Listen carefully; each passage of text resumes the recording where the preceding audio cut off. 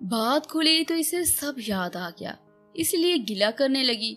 मगर इस वक्त मेरे साथ पहले ही ऐसा हो रहा था, बगैर किसी हक के। असफन यार मुझे हाथ लगा रहा था। आपने वही किया तो गुस्सा आ गया, गलत नहीं किया था। इसने चेहरा और करीब कर लिया था। इसे अब भी समझ नहीं आ रहा था कि वो क्या कर रहा है। हाँ, गलत किया, माफी भी तो मांगनी है ना। तुम सब छोड़कर चले गई, क्या नहीं कर सकता था? तुम्हारे घर वालों से मारपीट कर तुम्हारा पता गुलवा सकता था, मगर नहीं किया ना। इंतजार किया, दुआएं की, कफारा अंधेरी रातों में गुम चिल्ला तक काटा, मगर तुम नहीं आई। आज आई हो मेरे पास, मेरे और बहुत बेचैन रहा हूँ इस सुकून तक पहुँचने में। इसने मोहब्बत से इसकी दोनों आंखों को छुआ, सफर गालों तक पहुँच गया। वो कोई मजामत नहीं कर रही थी, ये तो हक था। पहली बार तो इसका इश्क हक से इसके करीब था। वो उंगलियां इसके होंठों पर फेर रहा था, इन्हें हक छूना चाहता था। मगर इस दिन पता ही नहीं चला कैसे वो सब हो गया। अब तो डर लगता है, मैं इन्हें दोबारा छूंगा तो तू जाओगी तो नहीं ना। नशे में वो बहकी बहकी बातें कर रहा था, इसे खुद से कुछ भी पता नहीं था। वो हैरत से इसका चेहरा देख रही थी। फिर नफी में सर हिला दिया, इसे झुककर इसके लबों को अपने हसार में लिया था तो वो इसमें सिमट गई थी। शबे ख्वाबी में डूबा कमरा ठंडी हवा से उड़ते पर्दे, मोमबत्तियों के फड़फड़ाते शोले, आसमान पर चकोर का प्यार, बाहों में इशार, समा मुकम्मल हो गया था। आज तो पत्थरों में फूलों का खिलना बनता है। हम एक अरसे के बाद मिले हैं, गले तो मिलना बनता है।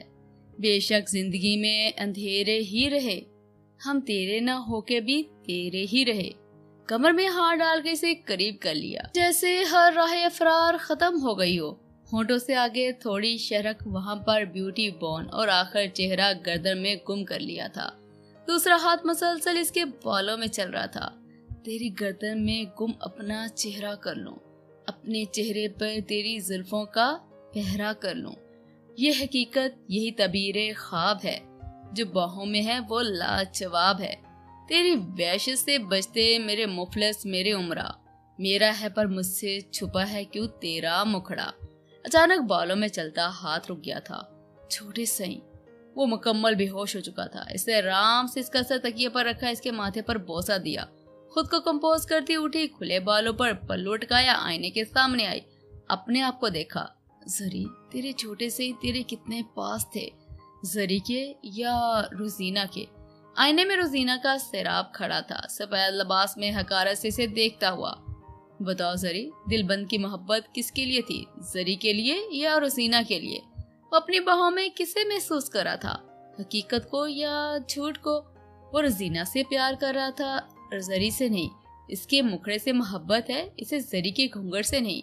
आईने में इसका झूठ इसे तंज के तीर मार रहा था। जरी और रोजीना एक ही है, इसने दबी हुई आवाज में कहा था। दिलबंद को पता है जरी और रोजीना एक ही है। नहीं ना, हमेशा से रोजीना से मोहब्बत करता है। इसकी घूंघट के पीछे जरी कौन है, कैसी दिखती है, इसे कोई गर्ज ही नहीं है। तेरे झूठ से इश्क इसे और तेरी हकीकत से हमदर्दी। आज भी इसके पहलू में भी तू थी, मगर प्यार वो रोजीना से कर रहा था। चू तेरे झूठ ने तुझे दूसरी औरत बना दिया। जरी, जा दिखा दे अपना मुखड़ा दिलबंद को, दे दे इसे इसकी रोजीना, फिर जरी हमेशा के लिए खत्म। नहीं, रोजीना झूठ था, हकीकत मैं हूँ। छोटे सही को मुझसे मोहब्बत करनी है, छोटी सही को जरी के घूंघट से मोहब्बत करनी पड़ेगी। फिर गलती कर रही है जरी, अपने धोखे की रस्सी तवील ना कर कर वो दोनों से जान छुड़वा कर जा बता दे इसे। मगर वो गुस्से से रुख फेर गई और वो शराब भी गायब हो गया। घूंघट नीचे गिराया, इसके पास आई, जिस कौन से आंखें मुंह लेटा था, नीचे इसका हाथ में बैठ गई।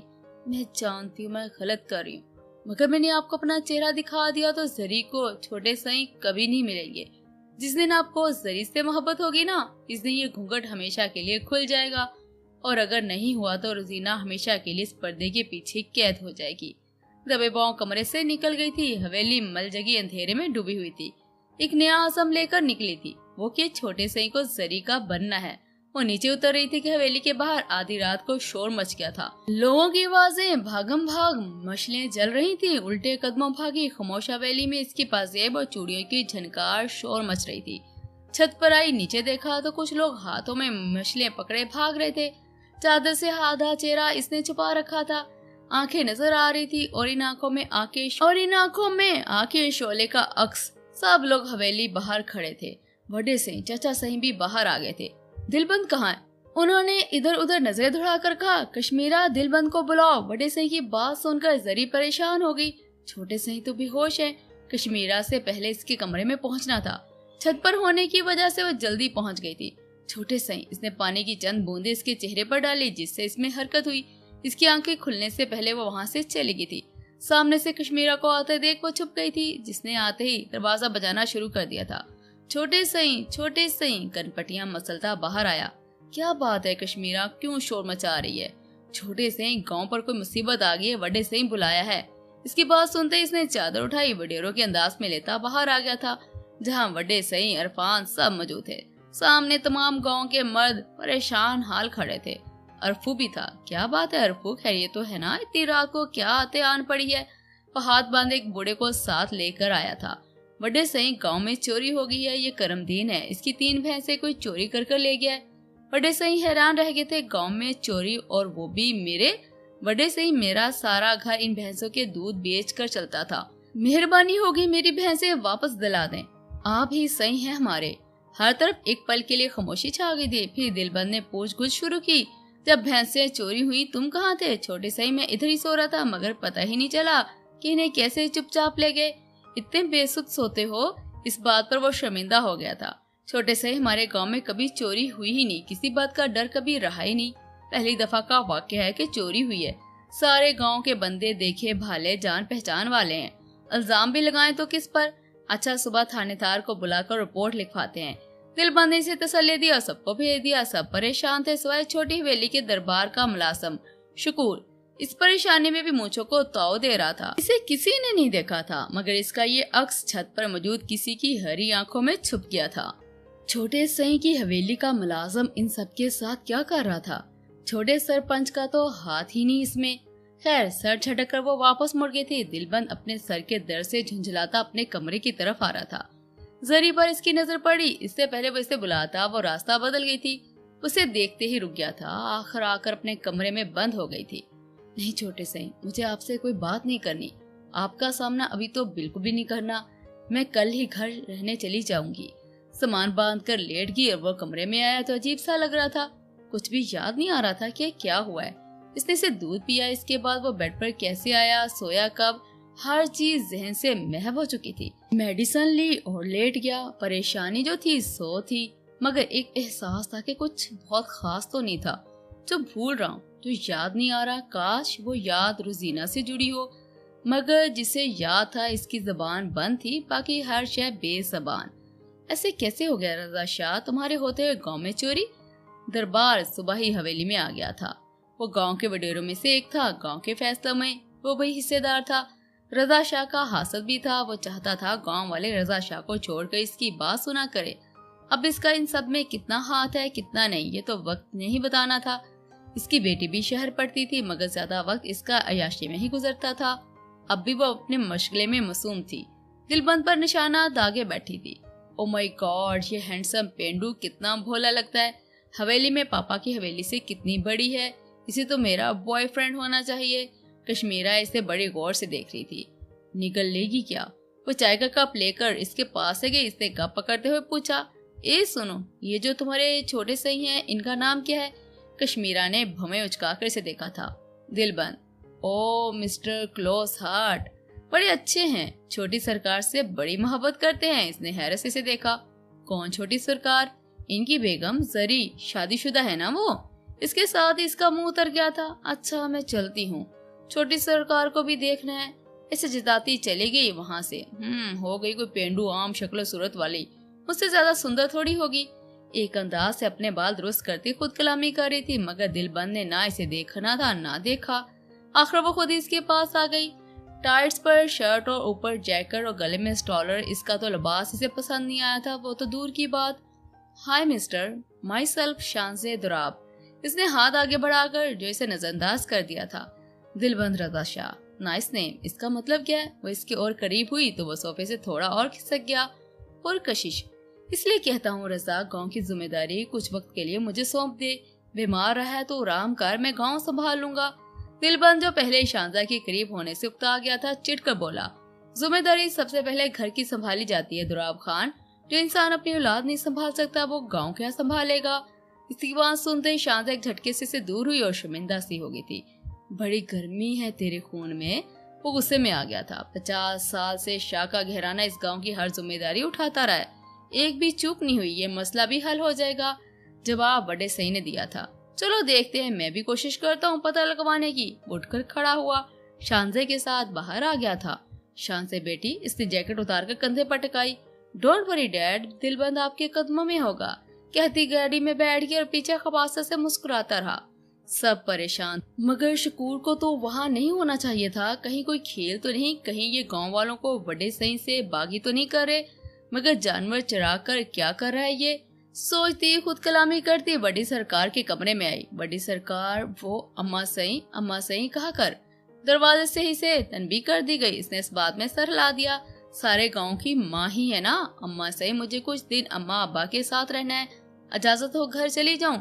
جا چلی جا، دل بند نے کہا ہے مجھ سے کہ تجھے بھیج دوں، گاڑی بھی تیار کروا دی ہے۔ کیسی گاڑی؟ اماں صحیح، میں تو خود چلی جاؤں گی، اس نے پریشان ہوتے پوچھا۔ شادی کے بعد جب گھر گئی تھی نا تب کچھ نہیں بھیجا تھا، ریت رواج ہوتا ہے نا کچھ، اب وہ صرف ہمارے مزارے نہیں ہے، کڑم بھی تو ہے نا۔ اماں صحیح اس کی ضرورت نہیں ہے، اس نے التجا کی مگر انہیں چپ کروا دیا۔ گاڑی تیار تھی، وہ جا رہی تھی اور دل بند تھانے دار کے ساتھ مصروف تھا۔ رپورٹ کے بعد پورے گاؤں کی تلاشی ہوگی مگر کچھ پتا نہیں چلا۔ حویلی کی گاڑی سے اتری، زری کو سب رشک سے دیکھ رہے تھے اور اس میں سے نکلتا رواج کا سامان زیبوں کے تو آنسو ہی بند نہیں ہو رہے تھے اس کے ٹھاٹ باڑ دیکھ کر۔ نیم کے درخت کے نیچے ماں کی گود میں سر رکھے آج پردے سے آزاد تھی، بال بھی عرصے بعد کھلے چھوڑے ہوئے تھے۔ زری تو حویلی میں کتنی خوش ہے، وہ تو میں نے دیکھ لیا، مجھے یہ بتا چھوٹے سے ہی تیرے ساتھ ٹھیک ہے نا؟ اس بات پر چند رات پہلے کا ہر منظر آنکھوں کے سامنے گھوم رہا تھا۔ روزینہ، تم آ گئی؟ ہاں ماں، بہت محبت کرتے ہیں، بہت خیال رکھتے ہیں، پھولوں کی طرح رکھا ہے، ہر یاد سنجو کر رکھی ہے روزینہ کی۔ گود میں منہ دیتے ہوئے نام بہت آہستہ سے لیا گیا تھا۔